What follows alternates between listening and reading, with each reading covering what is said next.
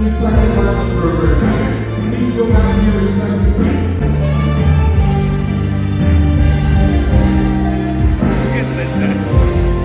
ganda mo dyan! Of course, it's a big jump, It's a big jump when transitioning from being a best actor, diba? To being an entrepreneur, diba? Can you tell us when was the exact moment you decided I'm going to build this myself and what triggered it? When I cannot see a solution to my problem. Yes. Kagaya po ng sinabi ko sa inyo kanina, ako po ay nagdaan sa problematic skin. From having a problematic skin. And ang masakit pa doon, nandito tayo sa industriya na kailangan perfect ka. Kailangan, pag nakikita ka sa camera, flawless. Diba? So, I've been hearing, ba't nandiyan yan? Ang pangin yan. May ganun. Si Christian Baptist, ganito, ganyan. Hindi ko na, kasi baka maiyak ako dito kapag sinabi. Pero, I've tried everything. Mahal, mura, produkto dito sa Pilipinas, produkto sa ibang bansa. May nag-work, pero wala yung effect na gusto kong makita sa mga produkto na hinahanap ko. So, that was my cue na, okay, kung wala sa inyo ang makapagbigay nito, ako gagawa ng sarili ko. Tama, why not, diba? Yeah. So more than just a skincare line, but it has a purpose talaga.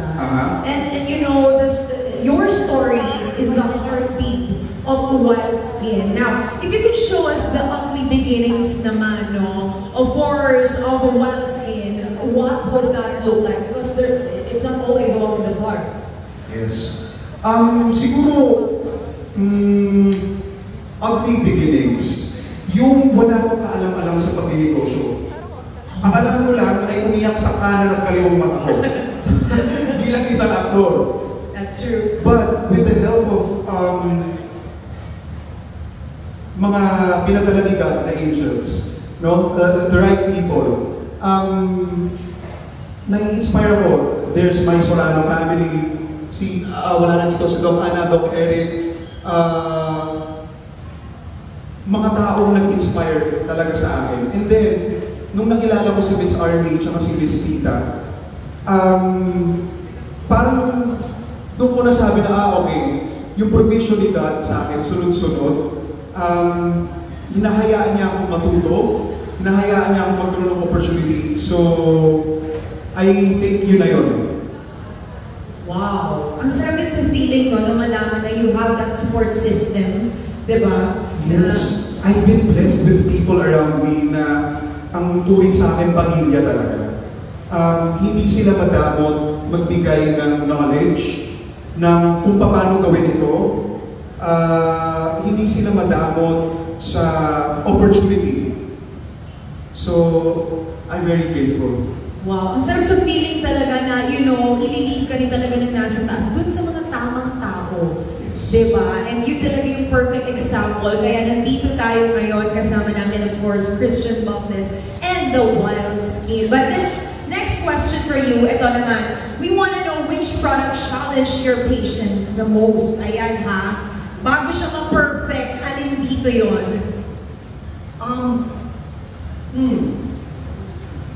Bago ko makilala si Miss Army at si Miss Tita, lahat ng products challenging. But when they came, parang kapag they're my formulators kasi. So, kapag nagpapa-approve sila sa akin ng formulation, game agad ako kasi nagugusto ko agad yung mga produkto. Pero 4 years ago, I had to go back and forth to Thailand, to Korea, to China, kung sino-sino mga nakakausap ko na hindi nila ako mag-gets.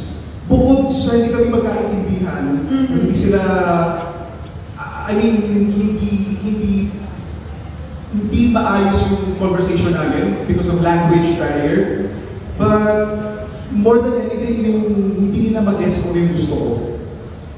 Alright, so ayun, no, it's really a process. Talagang kumbaga, it takes a lot of time and effort para mabuo ang Wild Skin. But ito, what's that one rule in skincare that Wild Skin completely breaks on purpose?